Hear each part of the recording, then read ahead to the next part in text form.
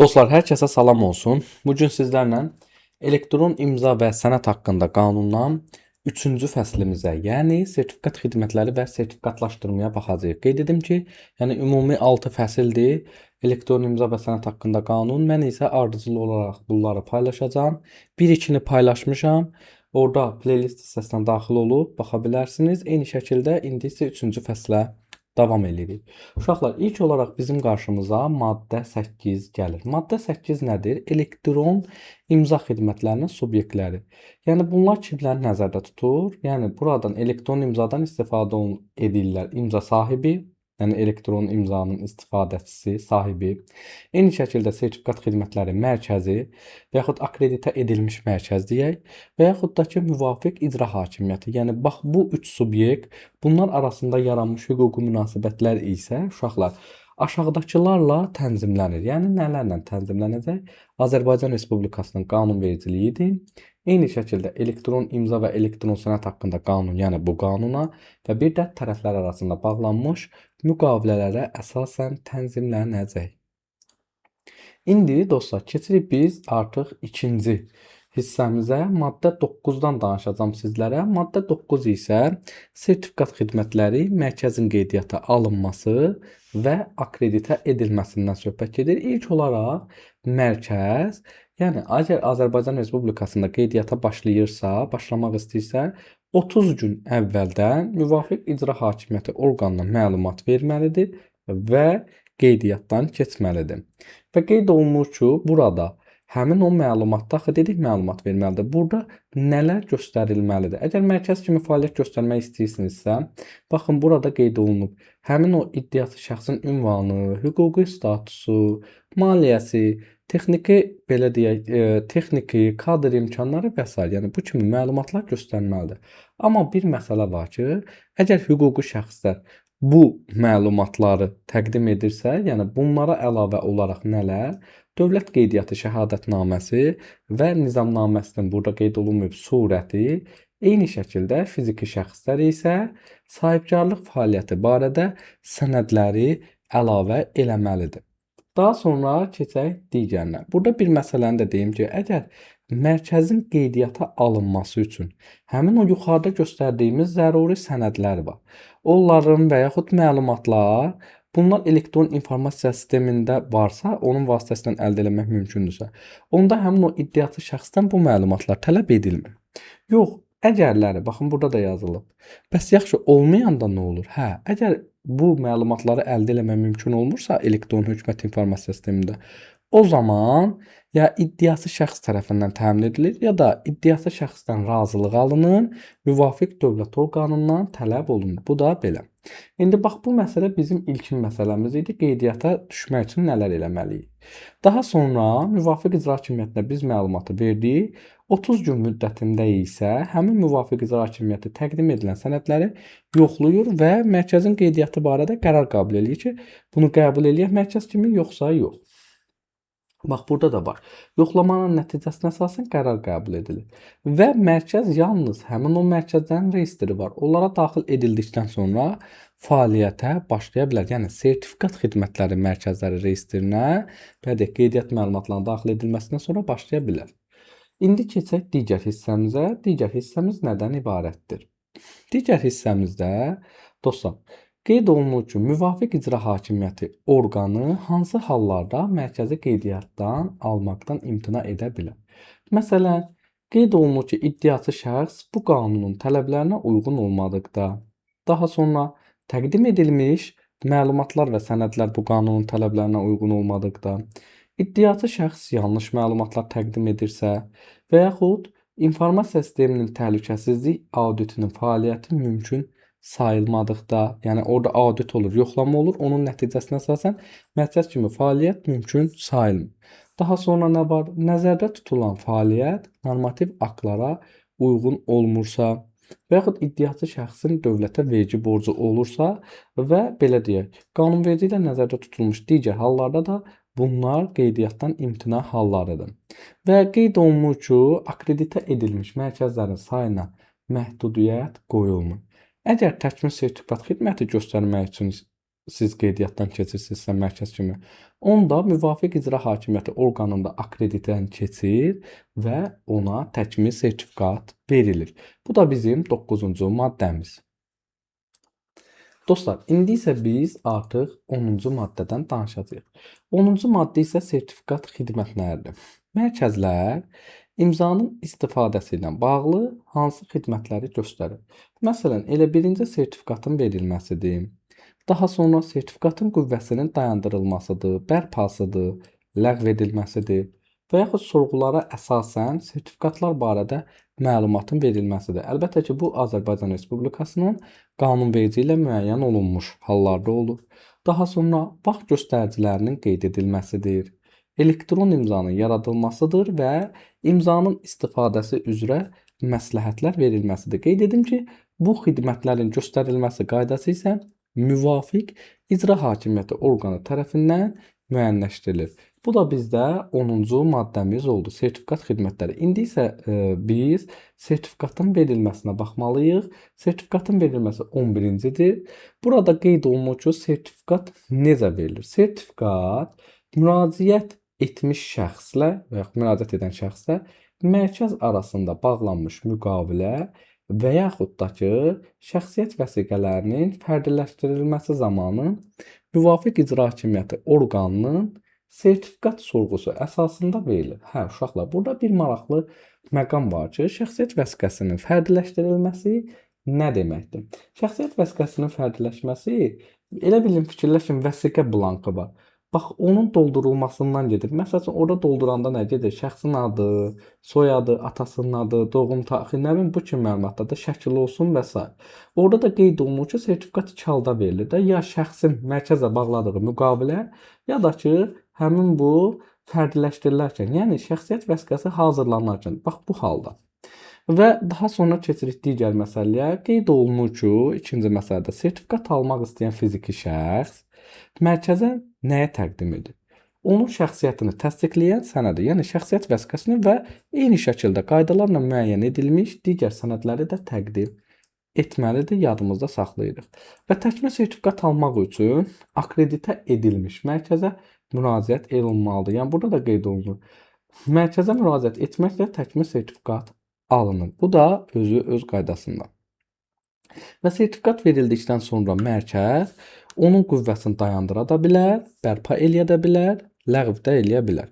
Və sertifikat qüvvəyə minənə qədər artıq mərkəz onun barəsində məlumatları həmin o bazaya, reyestrə daxil edir və reyestrdə də sertifikatın sonrakı vəziyyətləri barədə dəyişikliklərin qeydiyyatını aparır. Məsələn, bunu ləğv elədi, bərpa elədimi, aktivdimi, aktiv deyilmi və s. bu kimi məsələlər. Onu da qeyd edim ki, sertifikatın verilməsi də, reyestrinin aparılması qaydaları da və s. bunların hamısı müvafiq icra hakimiyyəti orqanı tərəfindən müəyyənləşdirilir.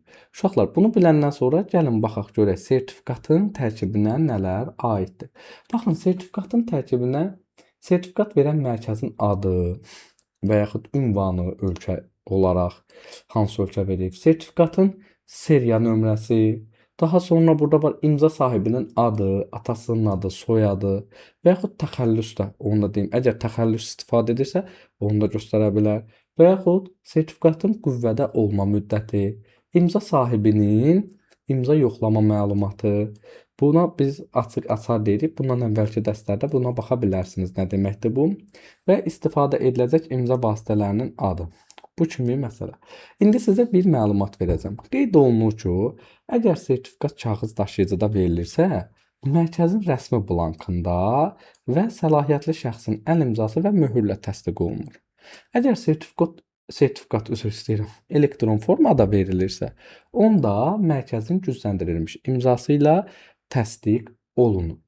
Və daha sonra keçək digər hissəyə. Görüm o hissə varmı? Hə, dostlar, keçək digər hissəmizə. Digər hissəmizdə nələr var? Sertifikatın hansı hallarda etibarsız sayılması var?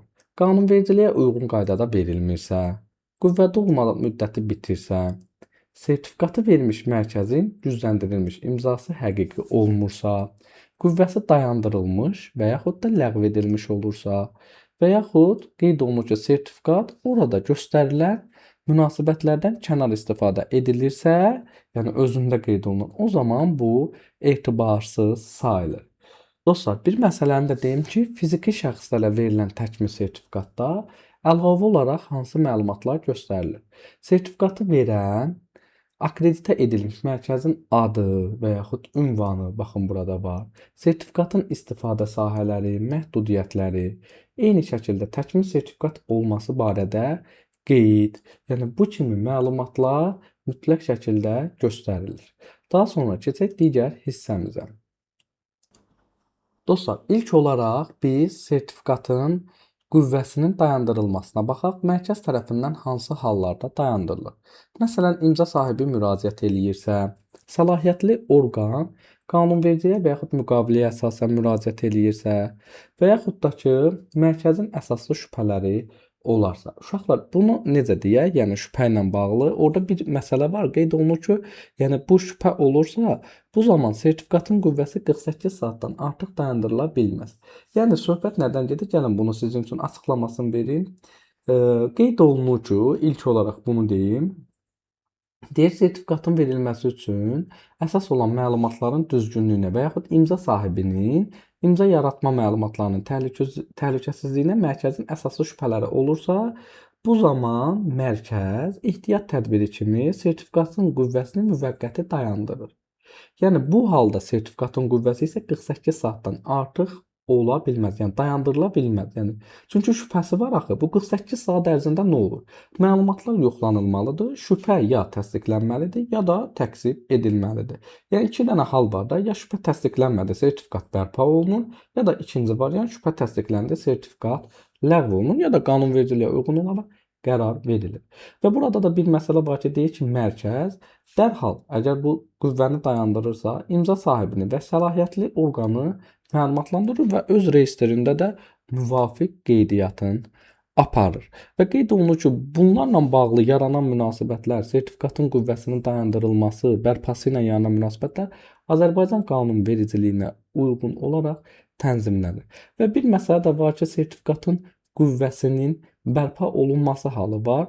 Məsələn, hansı halda olar? Sertifikatın qüvvəsinin dayandırılmasını tələb etmiş imza sahibinin müraciəti və yaxud müraciət etmiş səlahiyyətli şəxsin və yaxud orqanın icazəsi olursa, mərkəzin əsaslı şübhələri aradan qaldırılırsa, sertifikatın o dediyi 48 saat o dayandırıldığı müddət başa çatırsa, yəni bu kimi hallarda artıq sertifikat bərpa olunur.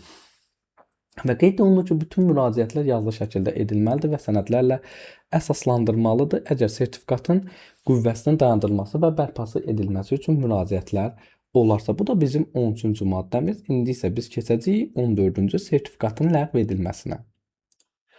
Dostlar, sertifikatın ləğv edilməsi ilə bağlı 10 məsələ var. Gəlin bəzilərinə baxaq. İmza sahibinin təşəbbüsü, müraciət əsasında və yaxud da ki, sertifikatın qüvvədə olma müddəti başa çatırsa, sertifikatda qeyd olunmuş münasibətlərdə istifadə olunmursa, qanunvericiliyə əsasən səlahiyyətli şəxsin belə deyək, qərarı və yaxud müraciət əsasında müqavilə və yaxud qanunvericilik tələbləri imza tərəfindən pozulursa və yaxud imza yaratma məlumatları üzərində nəzarətin itirilməsi mərkəzə bəlli olursa və yaxud təqdim olunmuş sənədlərin saxta, səhv və ya qüvvədən düşmüş olması bəlli olursa, istifadə edilən imza vasitələrinin sertifikatın qüvvəsi bitərsə, eyni şəkildə qeyd olunur ki, mərkəz bu barədə, yəni sertifikatın ləğv edilməsi barədə imza sahibinə məlumat verir və öz reyestrində də müvafiq qeydiyyatını aparır ki, bəli, bu sertifikat ləğv edilib. Bu da bizdə uşaqlar 14-cü maddəmiz idi. Bir çox belə deyək, ona yaxın ləğv edilmə halı var ki, biz də ona baxdıq. İndi isə biz sertifikat xidmətləri üzrə sənədlərin saxlanılmasına baxacağıq. Dostlar, sənədlərin saxlanılması məsələsi qeyd olunur ki, ilk olaraq sertifikatda göstərilmiş istifadə sahələri üzrə Azərbaycan Respublikasının qanunvericiliyi ilə müəyyən edilmiş müddət ərzində, yəni hüquqi qüvvədə olan, qüvvəsi dayandırılmış və yaxud ləğv edilmiş sertifikatlar, bu məlumatlar mərkəzdə saxlanılır. Və burada qeyd olunur ki, mərkəz hansı sənədlərin, yəni aşağıdakı sənədlərin saxlanılmasını təmin edir. Sertifikat xidmətlərinin təhlükəsizliyinin təmin edilməsinə aid sənədlər, imza sahibi ilə, yəni və yaxud sahibləri ilə bağlanmış müqavilələr, mərkəzin sertifikatı əsasında verilən sənədlərin surətləri, yəni bunları təmin edir və yaxud imza sahibinin təlimatlandırılmasını təsdiq edən sənədləri, eyni şəkildə sertifikatın hüquqi qüvvəsinin dayandırılması, bərpası və ləğv olunması haqqında sənədləri təmin edir. Və qeyd olunur ki, mərkəzdə saxlama müddəti bitəndən sonra sertifikat reyestrdən çıxarılır və gedir hara? Arxivə verilir. Həmin bu arxivdə saxlama müddəti qaydaları da Azərbaycan Respublikasının qanunvericiliyi ilə belə deyək tənzimlənir. Bir məsələ də var ki, mərkəz ümumiyyətlə sertifikatın saxlandığı dövrdə informasiya sistemi istifadəçilərinin sertifikata sərbəst fasiləsiz müraciətini təmin edir və sertifikatlarla bağlı sorğulara cavab verir. Bunu da yadınızda saxlayın. Bu da bizdə maddə 15 sənədlərin saxlanılması. Dostlar, indi isə biz maddə 16-ya baxacağıq. 16-cı maddəmiz isə xarici sertifikatların, belə deyək, xarici ölkələrdə verilmiş sertifikatların tanınması məsələsi var ki, qeyd olunur ki, xarici ölkədə verilmiş sertifikatlar hansı hallarda hüquqi qüvvəyə malik olunur? Əgər sertifikat vermiş mərkəz Azərbaycan Respublikasında akkreditdən keçmişsə. İkinci məsələ, sertifikat bu qanunla və yaxud Azərbaycan Respublikasının digər normativ hüquqi aktları ilə müəyyən edilmiş təhlükəsizlik tələblərinə uyğundursa. Məsələn, üçüncü nədir? Sertifikata Azərbaycan Respublikasında akkreditə edilmiş mərkəz və yaxud müvafiq icra hakimiyyəti orqanı tərəfindən təminat verilirsə və yaxud da ki, beynəlxalq müqavilə. Qeyd olunur ki, sertifikat Azərbaycan Respublikasının tərəfdar çıxdığı dövlətlərarası müqavilələrdə nəzərdə tutulmuş xarici mərkəzlər tərəfindən verilmişdirsə, bu kimi hallarda xarici sertifikatlar da Azərbaycan Respublikasında tanınır. İndi isə biz artıq mərkəzin hüquqları, vəzifələri və məsuliyyətinə, yəni 17-ci maddəyə baxacağıq. Dostlar, mərkəzin hüququ var, vəzifəsi var, məsuliyyəti var. Və burada da qeyd olunduğu kimi vəzifələrdən gəlin baxaq bir neçəsinə. Fəaliyyət təhlükəsizliyini və imza sahibinin məlumatlarının mühafizəsini təmin edir, sertifikatların reyestrini aparır, onların aktuallığını sərbəst və fasiləsiz müraciəti təmin edir, belə deyək.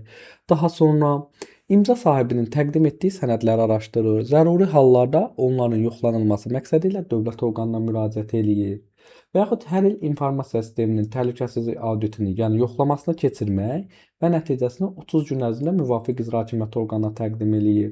Daha sonra sertifikatları dayandırmaq, bərpa etmək və yaxud ləğv etmək vəzifəsi var. Fəaliyyəti barədə müvafiq icra hakimiyyəti orqanına məlumat təqdim etmək, yəni bir sıra vəzifələri var. Bəzilərini biz burada artıq sadalamış olduq. Bundan başqa tək bu deyildir. Eyni şəkildə mərkəz nəyə görə məsuliyyət daşıyır? Fəaliyyətinin təhlükəsizliyinə, imza yaratma məlumatları və imza sahibi barəsində məlumatların mühafizəsinə məsuliyyəti var. Sertifikatdakı məlumatların tamlığı və düzgünlüyünə, sertifikat xidmətlərinin keyfiyyətinə, dəqiqliyinə, sertifikat qüvvəsinin qanunsuz dayandırılması və yaxud ləğv edilməsinə, fəaliyyəti nəticəsində imza sahibinə vurulan maddi zərərə, eyni şəkildə sertifikatın istifadəsinə təsir edə bilən məlumatların imza sahibinə vaxtında çatdırılmamasına görə məsuliyyət daşıyır. Bir məsələ var ki, deyir imza sahibi tərəfindən müqavilə şərtləri pozulursa və yaxud sertifikatın təyinatına riayət edilmirsə, yaranan zərərə görə mərkəz məsuliyyət daşımır. Dostlar, gəlin indi isə biz 18-ci maddəyə baxaq, sertifikat xidmətlərinə aid tələblərə baxaq. Elə də bir çox tələbi yoxdur. Yəni gəlin baxaq. Baxın, burada da qeyd olunur sertifikatlaşdırılmış imza vasitələrindən istifadə etmək. Daha sonra bilikli, təcrübəli və səriştəli işçi heyətinə malik olmaq. Eyni şəkildə qeyd olunur ki, burada, yəni mərkəz fəaliyyəti dövründə bu texnikidir, kadrdır, maliyyə imkanlarına, belə deyək, o cümlədən istifadəçilərə vurula biləcək zərəri ödəmək üçün maliyyə imkanlarına malik olmalıdır və s. Yəni bu kimi sertifikat xidmətlərinə aid tələblər var. İndi isə dostlar, gəlin baxaq biz maddə 19-a. 19-cu maddəmiz nədir? Bu 20-dir bizdə. 19-cu maddəmiz isə Sertifikat Xidmətləri Mərkəzinin fəaliyyətinə xitam verilməsi məsələsi var. Burada da qısa şəkildə bununla bağlı sizə deyim.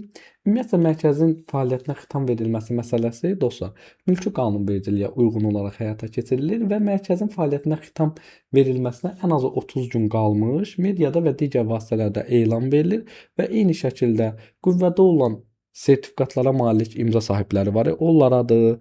Daha sonra sertifikatlarına təminat verdiyi, təminat müqavilələri bağladığı sertifikat xidmət mərkəzləridir, müvafiq icra hakimiyyəti orqanıdır. Bunlara xəbərdar olunun. İkinci addımımız o olur ki, elandan 30 gün keçəndən sonra başlayırlar bu ləğv eləmə məsələsinə və daha 30 gün artıq ləğv edilmə məsələsi qalır və artıq o mərkəz fəaliyyətinə xitam verilməsi barədə elandan 30 gün keçəndən sonra bu sertifikatlar ləğv edilməyə başlayır və təhvil verilməmiş sertifikatlar ləğv olunur. Onu da qeyd edim ki, axırıncı məsələ təkmil sertifikatlarla bağlı məlumatları imza sahiblərinin razılığı ilə başqa akreditə edilmiş mərkəzə və yaxud müvafiq icra hakimiyyətinə orqanına verilir. Təhvil verilməsə ləğv olunur və arxivə verilir. Bu da bizdə mərkəzin fəaliyyətinə xitam verilməsi məsələsidir. Daha sonra orada bir məsələni də qeyd etmək istəyərdim sizlərdən. Qeyd olunur ki, hansı hallarda müvafiq icra hakimiyyəti orqanı mərkəzlərin qeydiyyatını, akkreditasiyasını ləğv eləyə bilər, fəaliyyətinə xitam verilməsi barədə iddia qaldıra bilər. Məsəl üçün qeydiyyat üçün təqdim edilmiş məlumatlar və sənədlər düzgün olmursa, qüvvəsini itirirsə, fəaliyyət zamanı müntəzəm olaraq burada qeyd olunub qanun pozuntularına yol verilirsə, baxın burada da qeyd olunur və yaxud korporativ informasiya sistemində xidmət edən mərkəzin fəaliyyətinə sistem mülkiyyətçisinin qərarı ilə və yaxud da ki, iştirakçıların razılaşmasına uyğun olaraq xitam verilə bilər. Yəni 19-cu maddənin də asılışı buydur, yəni mərkəzin fəaliyyətinə xitam verilməsi. Bundan sonra 20-yə və sonuncuya keçirik. Maddə 20 isə bizdə imza sahibinin hüquqlarındandır. Gəlin ora keçək. Dostlar, maddə 20 imza sahibinin hüququdur, vəzifəsidir və məsuliyyətidir, belə deyək. Hansı hüquqları vardır? İlk olaraq ona baxaq. Baxın, hüquqlarından mərkəzlər, xidmətlər və təhlükəsizlik qaydaları barədə ətraflı məlumat ala bilər və yaxud barəsində toplanmış məlumatlarla tanış ola bilər, hansı ki o mərkəzdə toplanılıb və yaxud mərkəzin qərarlarından qanunvericiliyə uyğun olaraq şikayət verə bilərlər. Eyni şəkildə bunun tək hüququ yox, bundan başqa müəyyən, belə deyək, vəzifələri də vardır. Yəni baxın nədir? İmza yaratma məlumatlarını və imza vasitələrini qorumaq, onların başqası tərəfindən istifadəsinə yol verməmək. Yəni həmin o açarlar üzərində dedik ki, ondan yoxlayırlar bu sertifikatın qüvvəsini. Nəzarət itirəndə və yaxud təhlükə yarananda mərkəzə dərhal xəbər vermək, sertifikatın dayandırılmasını tələb etmək. Müqavilə bağlamaq üçün mərkəzə təqdim etdiyi məlumatların tamlığına, düzgünlüyünə görə məsuliyyət daşımaq. Gücləndirilmiş imzanı yalnız sertifikatlarda göstərilmiş istifadə münasibətlərinə uyğun istifadə eləmək. Yəni orada necə yazılıbsa o şəkildə istifadə olunmalıdır və s. Bax bir də bizim maddə 20 imza sahibinin hüquqları, vəzifələri və məsuliyyətidir. Dostlar, güman edirəm ki, hər birinizə aydın olmuş oldu bu 3-cü fəsildə. Bundan sonra isə 4 və 5-ci fəslə davam edəcəyik. Eyni şəkildə onu da deyim ki, WhatsApp və Telegram qruplarıma da üzv ola bilərsiniz. İzlədiyiniz üçün hər birinizə təşəkkür edirəm. Sağ olun.